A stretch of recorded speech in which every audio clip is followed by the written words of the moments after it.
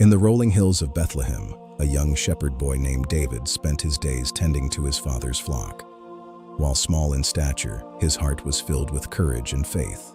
Through the songs he played on his harp, he learned to trust in the Lord, finding strength in the quiet solitude of the fields. But his greatest challenge was yet to come. Far from the peaceful hills, the armies of Israel stood trembling in the valley of Elah. For 40 days, they had faced a threat that seemed insurmountable. Out from the Philistine ranks stepped Goliath, a giant of a man nearly 10 feet tall.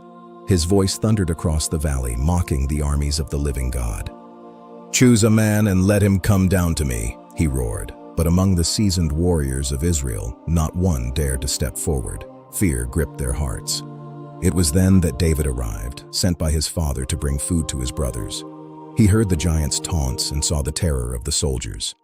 "Who is this that he should defy the armies of the living God?" David asked.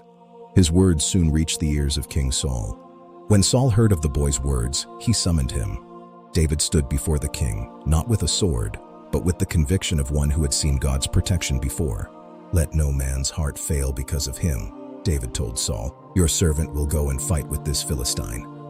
Saul tried to arm David with his own armor, but David could not move in them. "I cannot go in these," he said, "for I have not tested them." Instead, David took his staff, his sling, and 5 smooth stones from the brook. He placed them in his bag and stepped out into the valley. The army of Israel watched in silence as the boy walked toward the massive warrior. The air was thick with tension. When Goliath saw the boy, he disdained him. "Am I a dog, that you come to me with sticks?" he bellowed. But David did not flinch. "You come to me with a sword and a spear, but I come to you in the name of the Lord of hosts. This day the Lord will deliver you into my hand, that all the earth may know that there is a God in Israel." With a roar, the giant began to charge. David ran quickly toward the battle line to meet him. As he ran, David reached into his bag and took out a stone. He placed it in his sling and swung it with all his strength. The stone struck Goliath in the forehead. The mighty warrior stumbled, then fell face forward to the ground. The impossible had happened. A great shout rose from the Israelite camp. The Philistines fled in terror. The victory was complete.